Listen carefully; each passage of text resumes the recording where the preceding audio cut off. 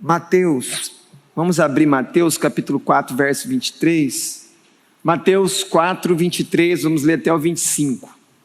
Diz assim a palavra de Deus. Percorria Jesus toda a Galiléia, ensinando nas sinagogas, pregando o evangelho do reino e curando toda sorte de doenças e enfermidades entre o povo. E a sua fama correu por toda a Síria. Trouxeram-lhe então todos os doentes, acometidos de várias enfermidades e tormentos, endemoniados, lunáticos e paralíticos, e ele os curou. E da Galiléia, Decápolis, Jerusalém, Judéia e da além do Jordão, numerosas multidões o seguiam. Amém. Vamos orar novamente? Senhor, essa é a tua palavra.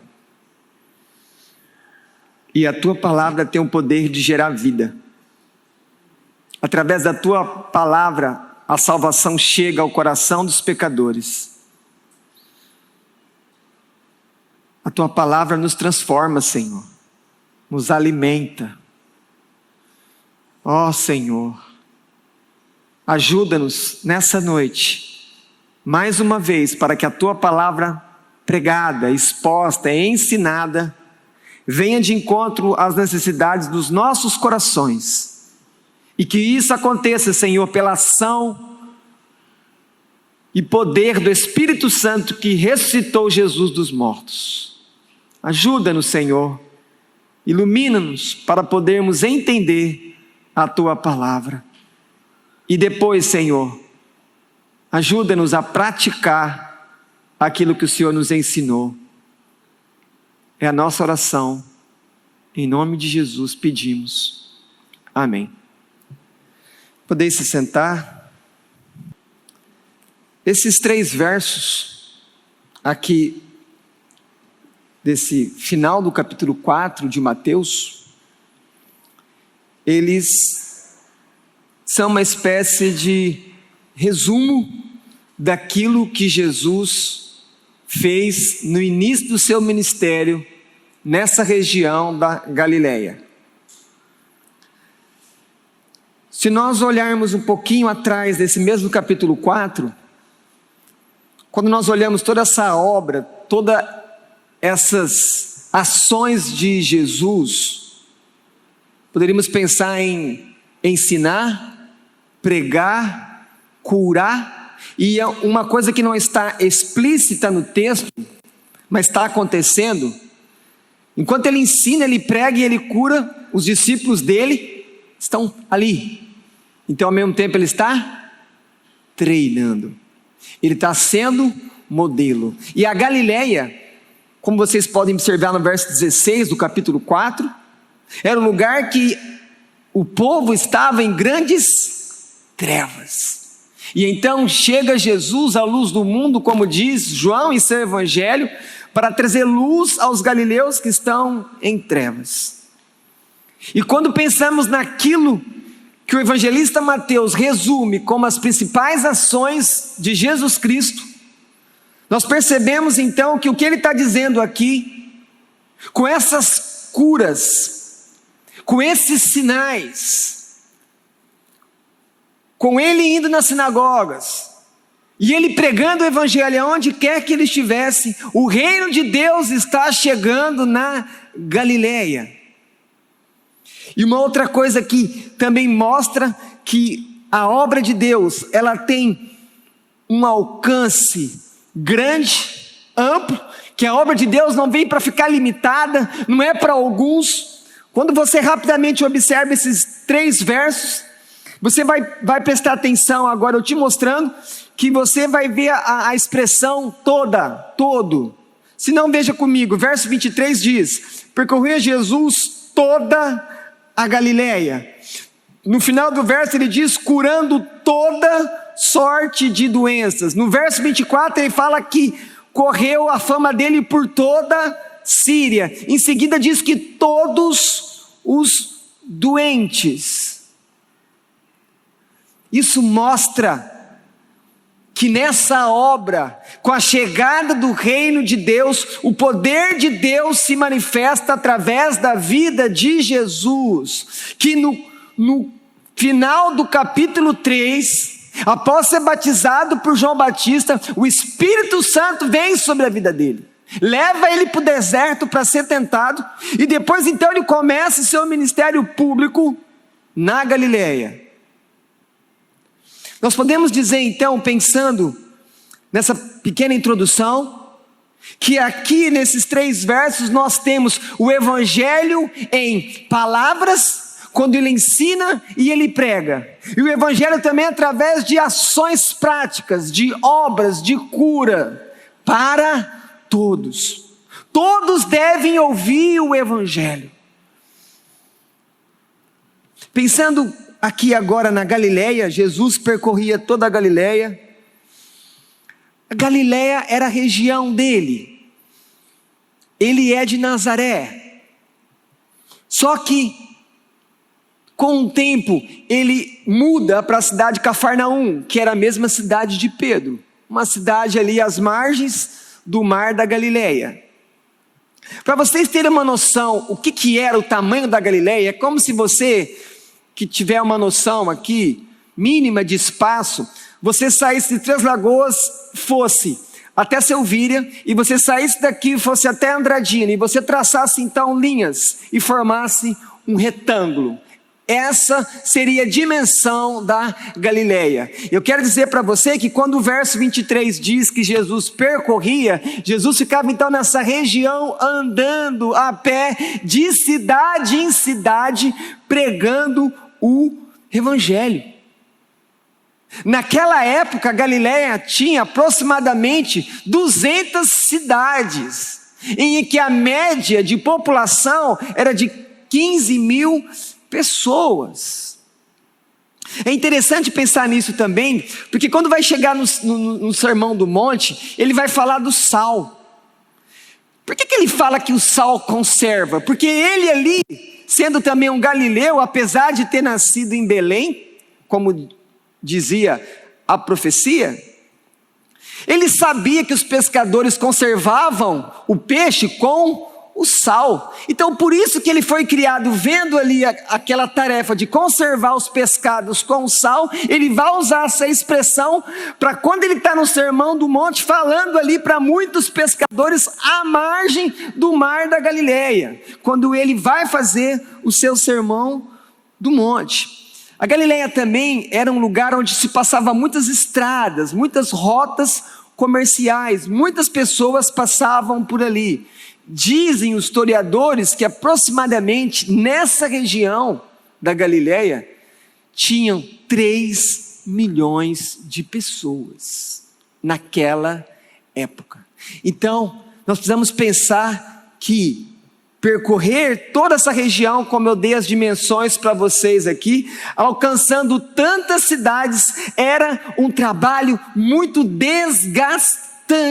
Era um trabalho que cansava muito Jesus e os seus discípulos. E aqui eu quero chamar a atenção para uma atitude de Deus para com os pecadores.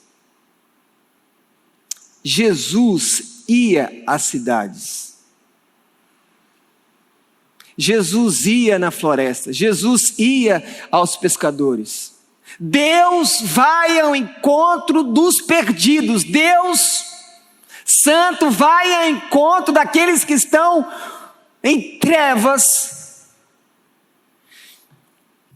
Ele não esperava, como se fosse um mestre rabino, sentado em sua casa, aqueles alunos que decidissem vir até ele, para que ficassem então assentados diante dele, e ele então começasse a ensinar. Não, ele não fazia isso, ele ia atrás das pessoas.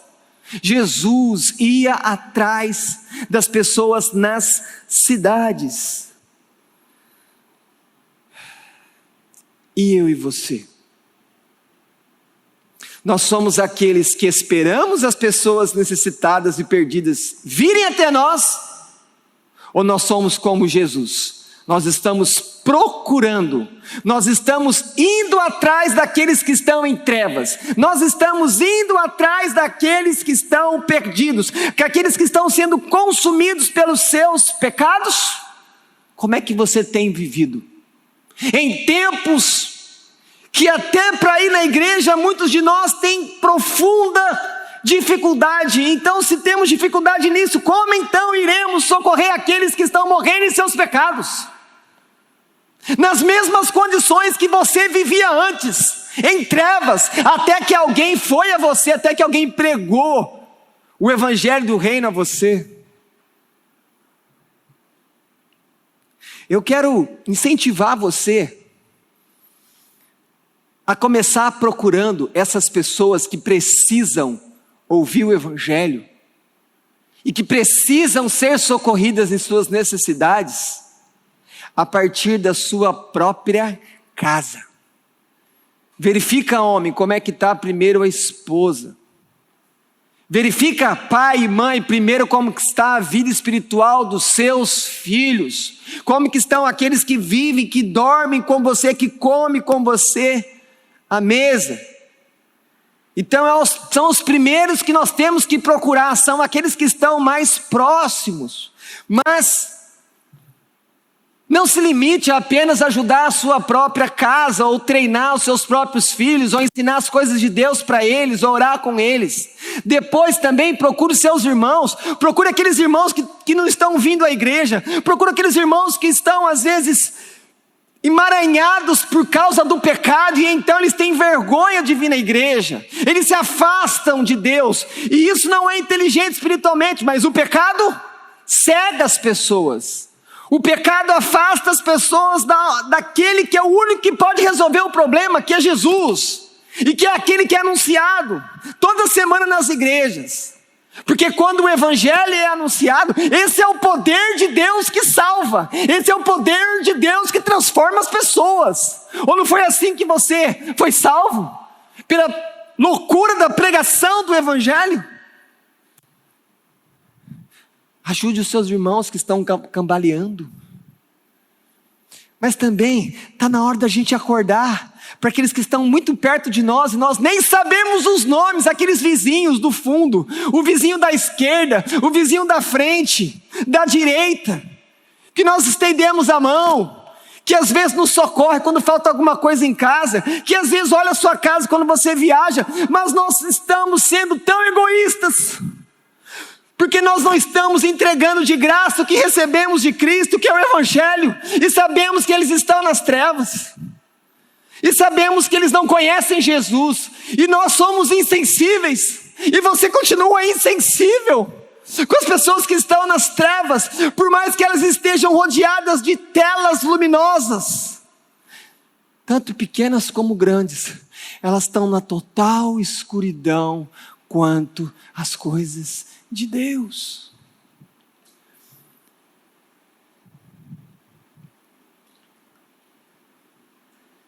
Jesus ensinava, ele pregava e ele curava. Uma coisa que deve chamar a sua atenção aqui quando você vê esse texto, que primeiro a escritura, primeiro Mateus escreve, olha, ele ia na sinagoga e lá ele ensinava. Quem que ia na sinagoga? Judeu. Ele estava procurando as ovelhas perdidas da casa de Israel. Mas ele também pregava em qualquer lugar que ele estava, anunciando o reino de Deus, assim como ele faz no Sermão do Monte, nos capítulos 5, 6 e 7. Mas uma coisa deve chamar a sua atenção. Primeiro o evangelista Mateus diz, ele ensinava, ele pregava e ele curava. Quem vem primeiro? Na verdade, essas obras, esses milagres, esses sinais estão acompanhando aquilo que é primordial, aquilo que é mais importante.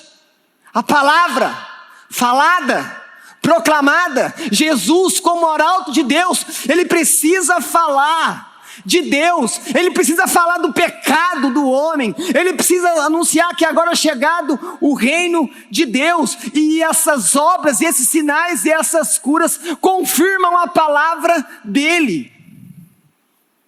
A palavra tem prioridade, pois tudo Deus faz acontecer pela sua palavra. Por acaso não aprendemos isso no primeiro capítulo da Bíblia, em Gênesis, e disse Deus, e houve. Haja, e houve. Tudo Deus criou pela sua boca, palavra. Deus vai mudar a vida das pessoas por meio da sua boca, por meio da minha boca, quando nós falarmos as palavras dele.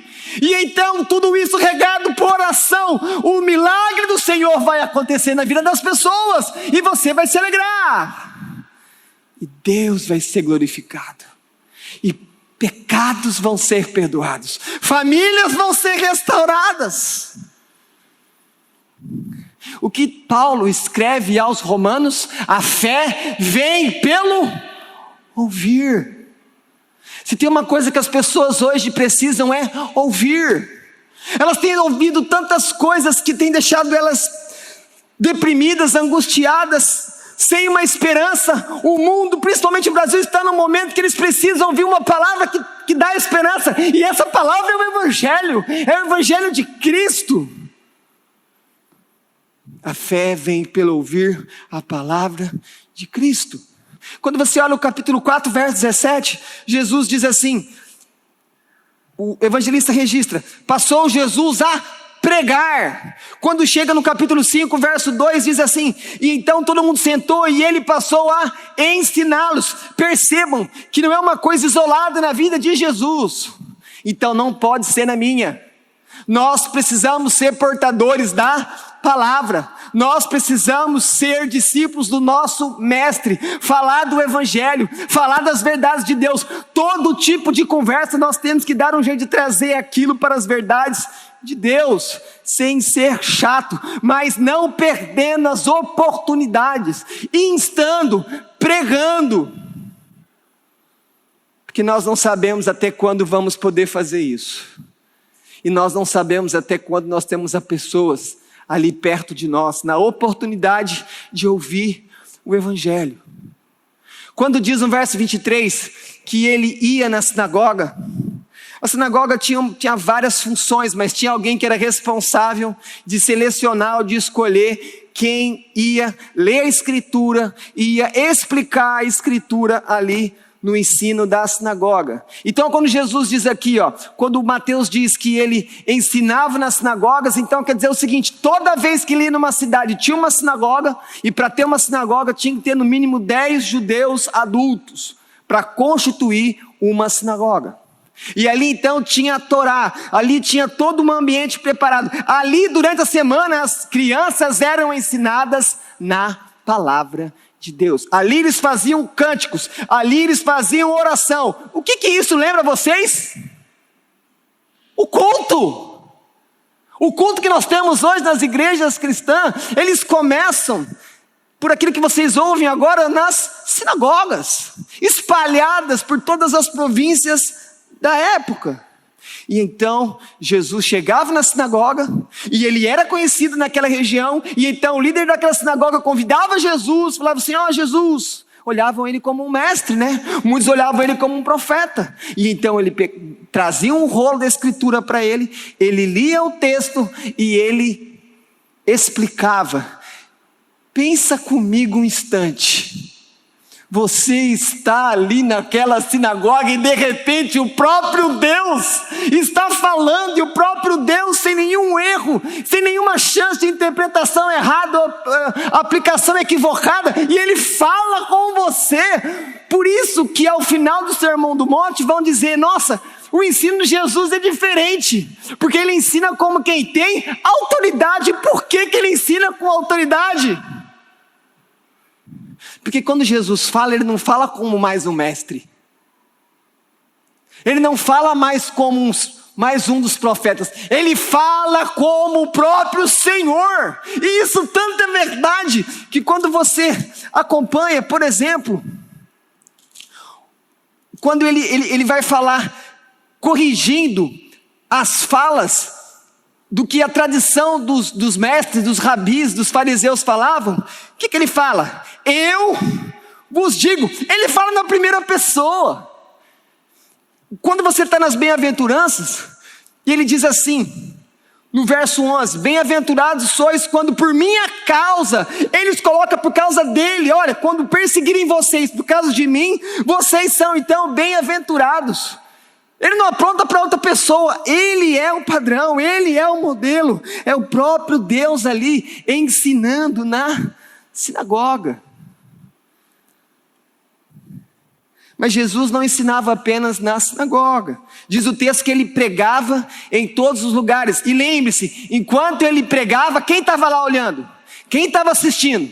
Quem estava prestando atenção? Quem às vezes estava anotando o que ele falava? Pedro, João, Tiago, André, estavam ali. Qual era o tema principal de Jesus? Qual era a principal palavra de Jesus quando ele encontrava o povo? O que ele falava para o povo quando o povo buscava ele para ter uma palavra de Deus? Qual era a palavra? Está escrito aqui, ó. Está escrito aqui no verso 17, capítulo 4. Daí por diante passou Jesus a pregar, a dizer: arrependei-vos. O arrependimento é o mais importante tema da pregação do Evangelho, pois trata do mais grave problema do ser humano: o pecado. Quando você encontrar alguém que não tem Jesus, quando você encontrar alguém que não está bem com Jesus, que está longe do padrão de Deus, qual é o problema que essa pessoa tem? Essa pessoa só tem um problema diante de você: é o pecado dela. E a oração que você tem que levar, e o que você tem que pregar para ela, é que Deus é santo, mas que Deus tem misericórdia de pecadores. E que o Espírito Santo tem poder para mudar os nossos corações, porque ninguém muda sozinho. Porque a própria Escritura diz: ou vocês ignoram que é por causa da bondade de Deus que o Espírito Santo vos conduz ao arrependimento. Se você acha que é por causa da sua própria vontade, ou porque existe alguma coisa de boa que inclina você para Deus para se arrepender, desista, porque isso é um engano no seu pensamento. Você só se arrepende do pecado por causa da obra do Espírito Santo. Por isso que é uma espécie do que arrependimento? De milagre. Só Deus pode levar ao arrependimento. Jesus pregava com autoridade, no poder do Espírito.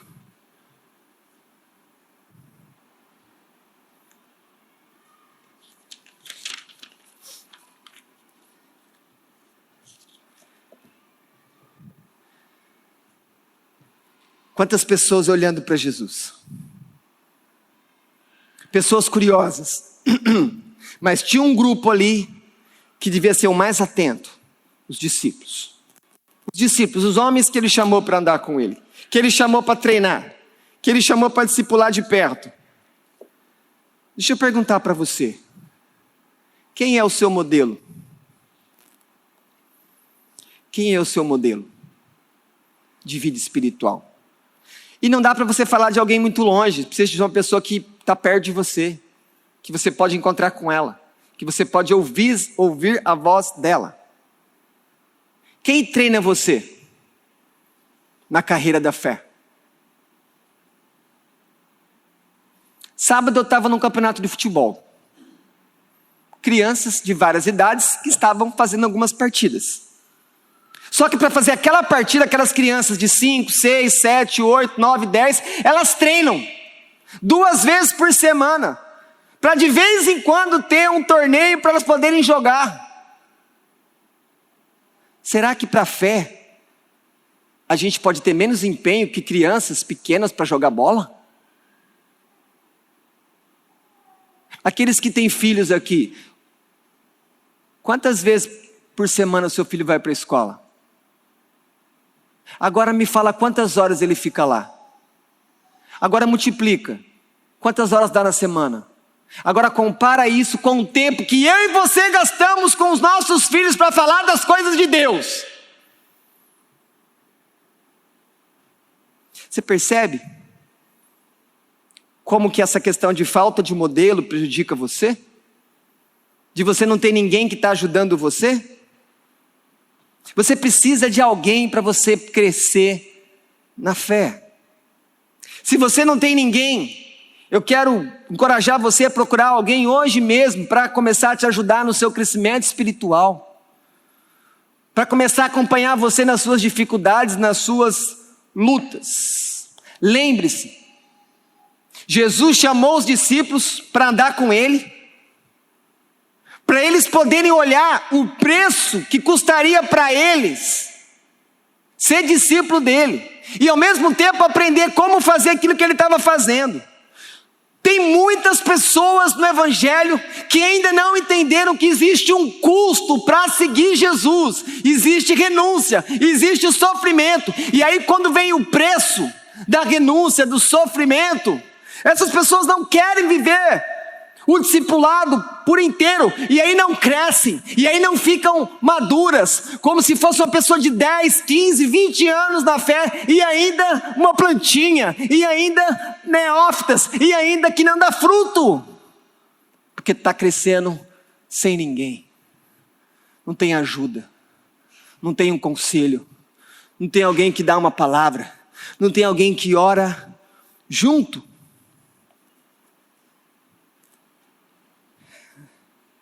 Deixa eu falar uma coisa importante para vocês sobre igreja.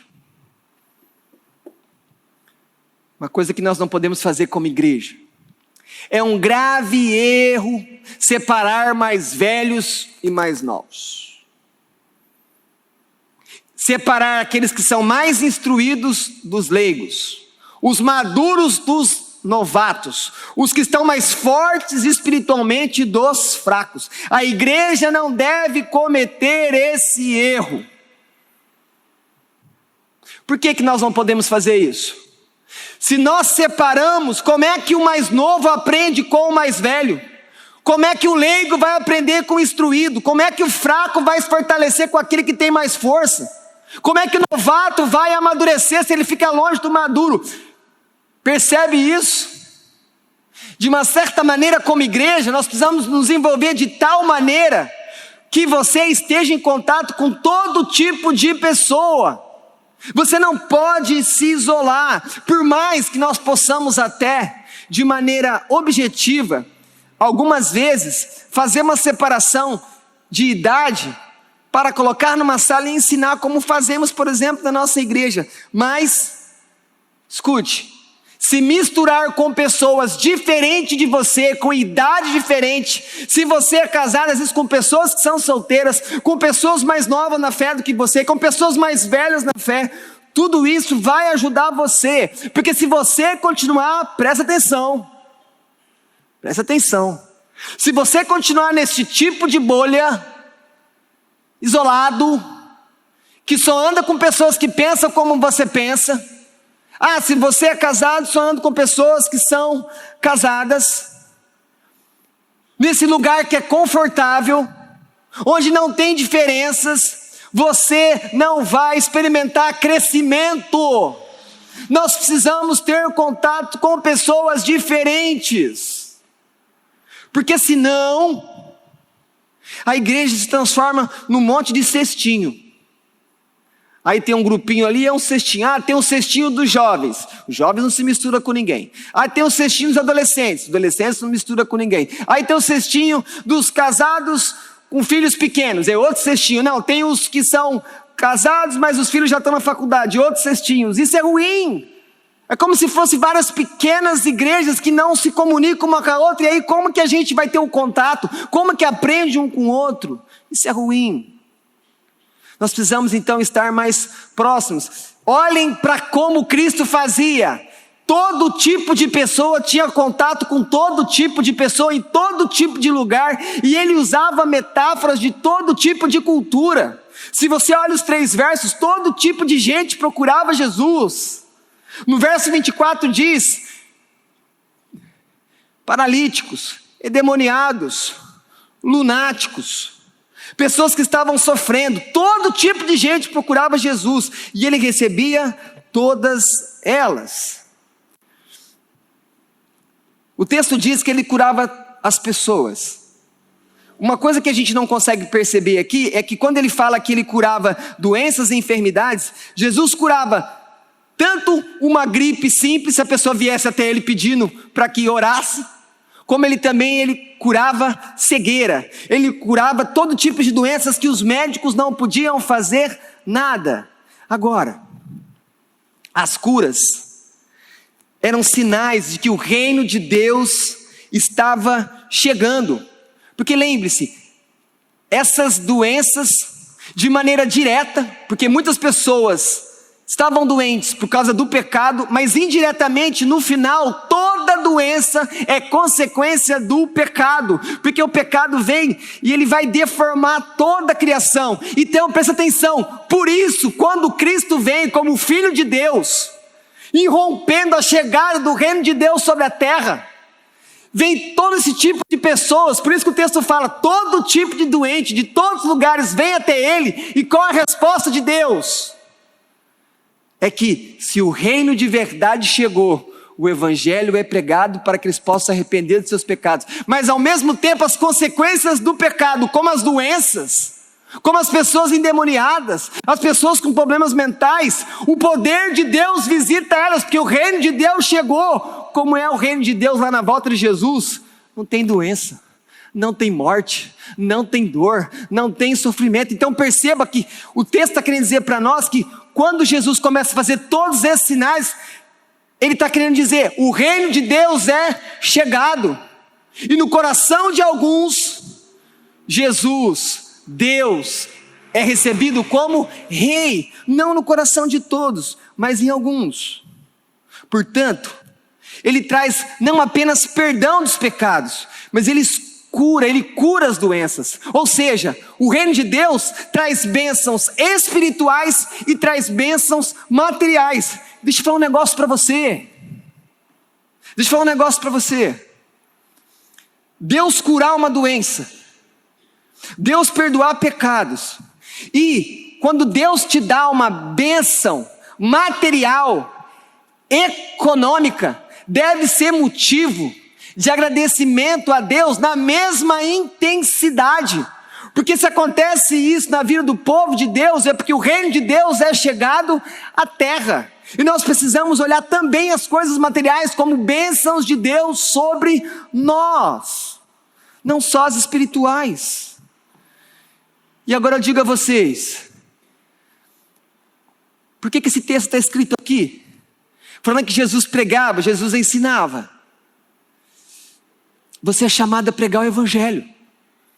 Você é chamado a ensinar a palavra de Deus onde você está. Mas não apenas ensinar, não apenas falar, mas você também é chamado a ajudar as pessoas que estão sofrendo. Muito provavelmente você vai encontrar pessoas doentes e você não vai resolver a vida delas, mas você pode diminuir a dor delas. Mas você também deve, com fé, orar para que Deus cure elas. E Deus pode te ouvir, mas isso não vai acontecer toda hora.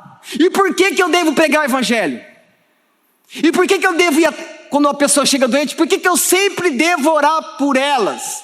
Porque eu tenho uma mente de quem está no reino de Deus. E se você está no reino de Deus, você faz aquilo que Jesus fazia. Você anuncia o evangelho, levando perdão aos pecadores. E ao mesmo tempo você sabe que o poder de Deus está aí se manifestando. Então você ora com fé, porque Deus pode vir na vida daquela pessoa e curar ela. Quando a medicina não pode fazer mais nada pelas pessoas, quem que elas procuram? Procura alguém que ora. Elas falam assim, os médicos falam assim, você crê? Você confia em Deus? Então vai e faz alguma coisa. Muitas dessas pessoas que procuravam Jesus estavam desenganadas dos médicos da época, que não tinha mais nada o que fazer. E Jesus então, para mostrar que ele era o Filho de Deus, ele curava todo tipo de enfermidade. Então, lembrando de Tiago, quando ele fala que as obras acompanham a fé, fazendo uma analogia, aquilo que você fala também tem que ser acompanhado por aquilo que você faz, as obras que nós realizamos. E o que essas obras fizeram na vida de Jesus? Diz o verso 24, que a fama dele começou a circular por todos os lugares. Pensa comigo uma coisa aqui. Não é o seu nome que tem que ser conhecido. Percebam quando eu fiz aquela oração aqui, e eu mostrei todo o currículo daquele pastor que vai estar aqui, mas o que eu falei depois? Nós precisamos que o poder venha na vida dele, porque ele não pode fazer nada. E no final, qual que é o objetivo final? Nós precisamos desejar conhecer mais de Jesus. Esse é o propósito final. Não pode simplesmente ter assistir a aula, esse não pode ser o final. O final tem que ser conhecer Jesus. Então esse texto está mostrando para mim, não são as pessoas, não são os servos que tem que ser conhecido, ficarem famosos, é Jesus. Porque se trata de anunciar Jesus, o evangelho que ele fez. Porque o homem não tem nada para entregar para os outros homens.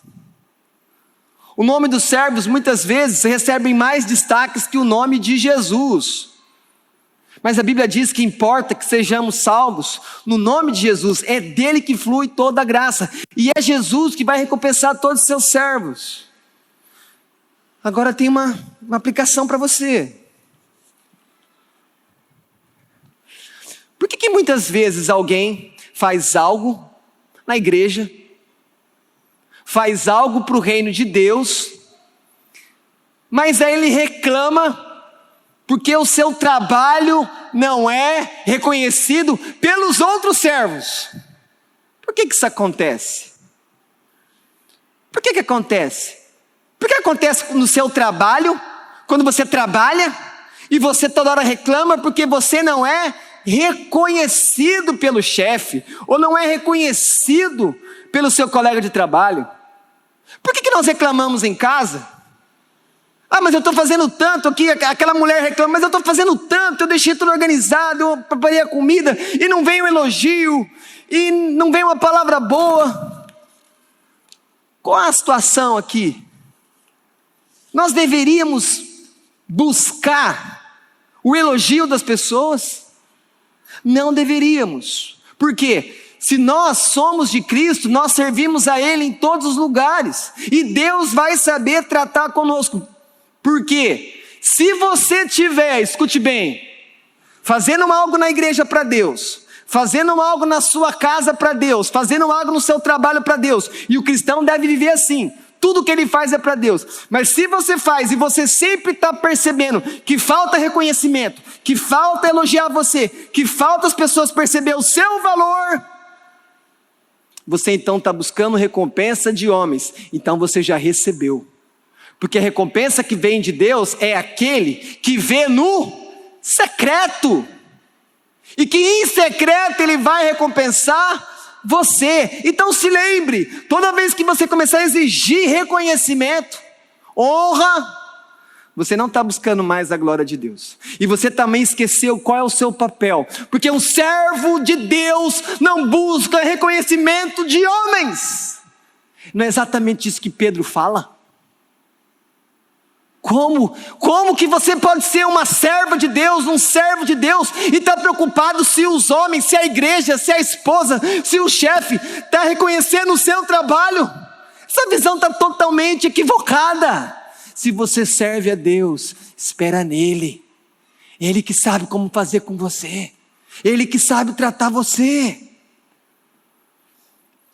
A Escritura diz que as pessoas padeciam, que elas tinham tormentos. Esses tormentos eram uma forma de uma tortura.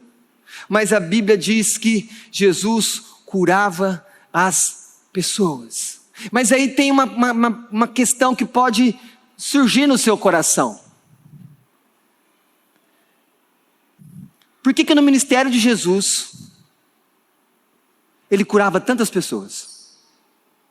Por que no início da história da igreja tantos milagres acontecem? E por que não acontecem hoje? Por quê? Qual é a diferença? Alguns vão dizer que é a falta de fé.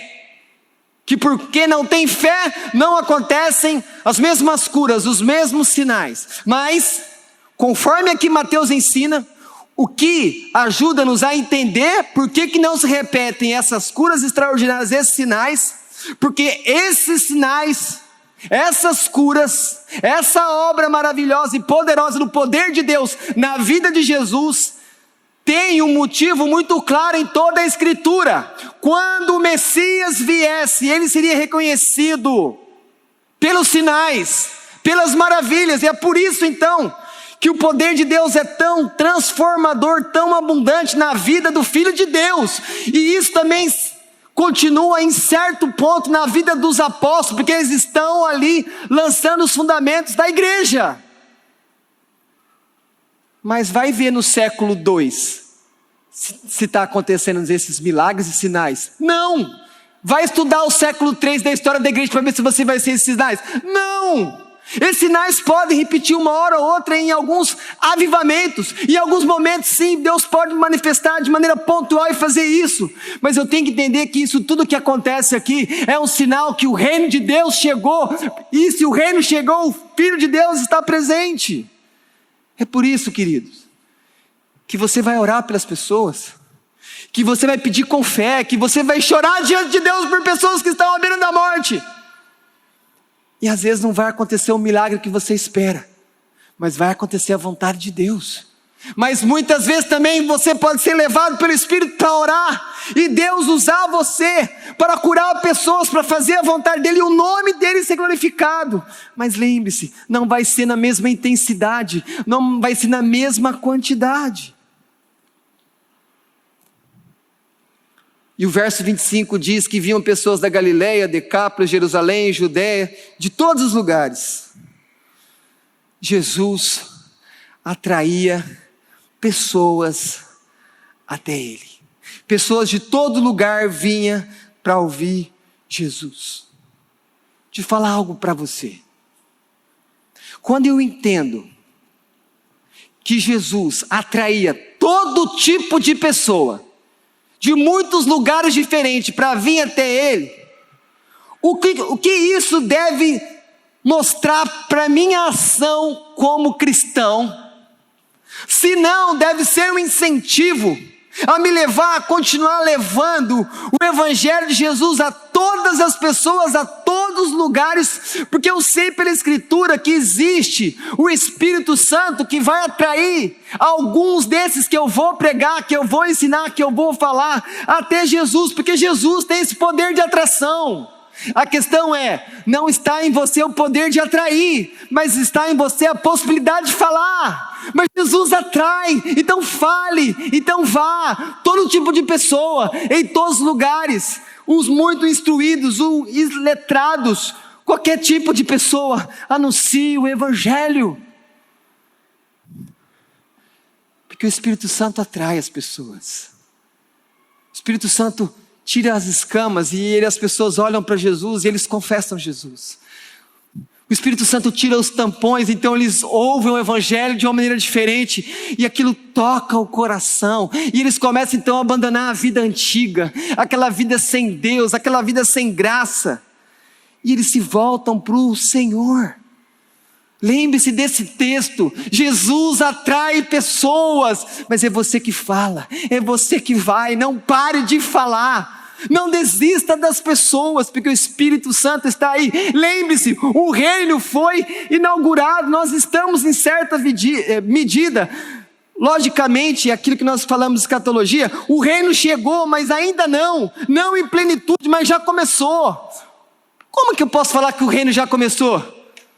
Você se converteu, você mudou de vida.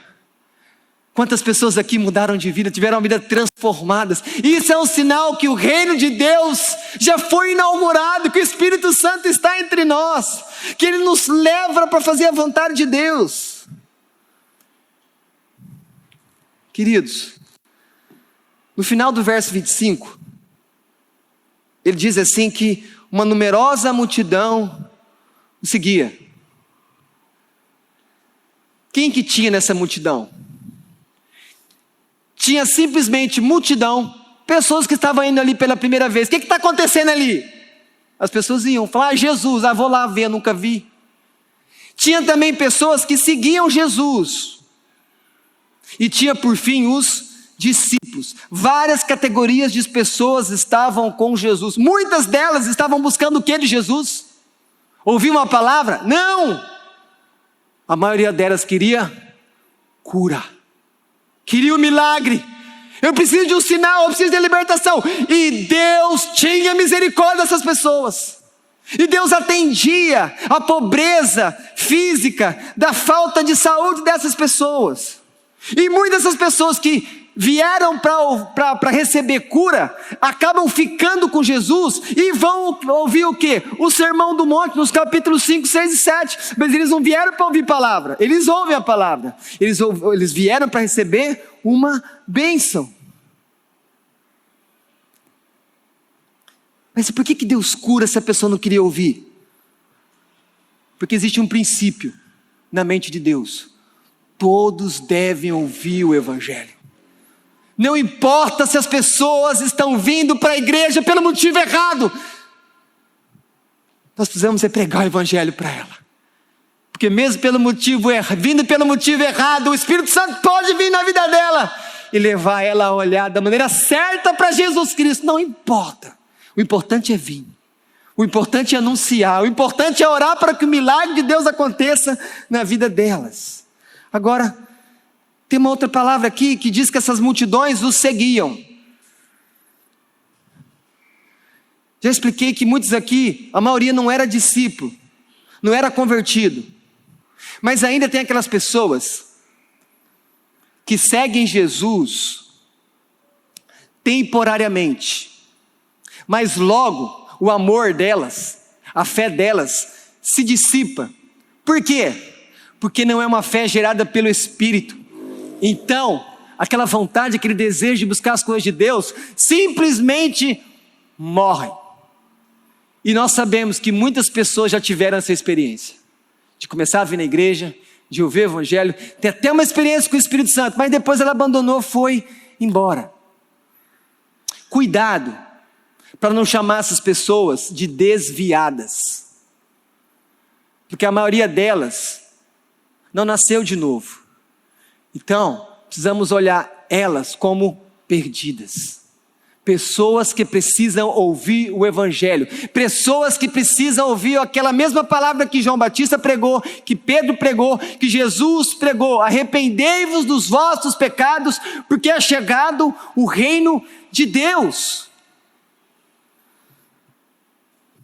3 exortações finais. Procure as pessoas como Jesus procurou as pessoas na Galileia. Procure, saia do seu lugar, saia dessa comodidade, saia dessa preguiça que não é de Deus. Procure pessoas que precisam ouvir o Evangelho da sua boca, e então vá a essas pessoas e fale as verdades de Deus ao coração delas. Mas lembre-se, para que aquele evangelismo, Deus te ama, não é a primeira maneira. Você vê que Jesus não está falando isso para as pessoas. O que ele fala para as pessoas? Se arrependa. Leve as pessoas a entender que elas são pecadoras, porque enquanto o ser humano não entende que ele é pecador, ele não vai perceber que ele está perdido. Só depois que alguém entende que está perdido, que ele percebe que ele precisa de um Salvador. Muitas vezes você fala que Deus ama as pessoas, e na mente delas, está tudo bem então, porque Deus ama elas e elas continuam nos pecados. Olha que coisa terrível que fica na cabeça delas. Não, mas Deus te ama, só falta Jesus. Que loucura que é essa? Às vezes vocês falam isso, só falta Jesus. Se não tem Jesus, falta tudo. Eu sem Jesus não tenho nada.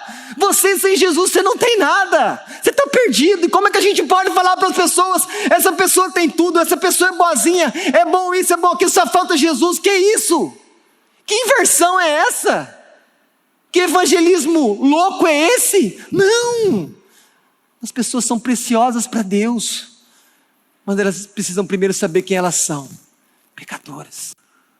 Vá até elas. Chame elas para assistir o jogo do Brasil com você. Chama elas para fazer um lanche com você. Jovem, chama aquele camarada da faculdade para estar com você. Sai com ele no shopping center, paga um lanche para ele, paga uma pizza, usa o dinheiro que Deus te deu para investir nessa vida e tenha um momento de falar com ele. Segundo lugar, sempre ore pelos doentes. Sempre. Quando você vê alguém doente, você tem que orar, porque o reino de Deus é chegado, e se você está no reino, você tem que agir como um agente do reino. Ora, Nós temos que dar remédio sim, mas tem que dar o remédio, mas tem que pôr a mão e orar, falar: Deus, em nome de Jesus, vem aqui, ajuda, conforta, livra desse vírus, bactéria. Por quê? Porque essa é a linguagem de quem está no reino. Quem está no reino vive assim, vive pondo a mão e orando, e pedindo pela cura, pela libertação daquilo. Ore pelos doentes. Terceiro lugar, quem é você? Quem é você aqui no verso 25? Você é aquele que está na multidão, que é mais um sentado na igreja? Você é aquele que está seguindo Jesus, porque alguém está vindo na igreja e você sempre vem junto? Então você só vem porque outra pessoa vem? Ou você só vem porque alguém está aqui, então você conhece e você vem? É esse tipo de seguidor que você é? Ou você de verdade é um discípulo de Jesus? Você é um convertido, uma convertida.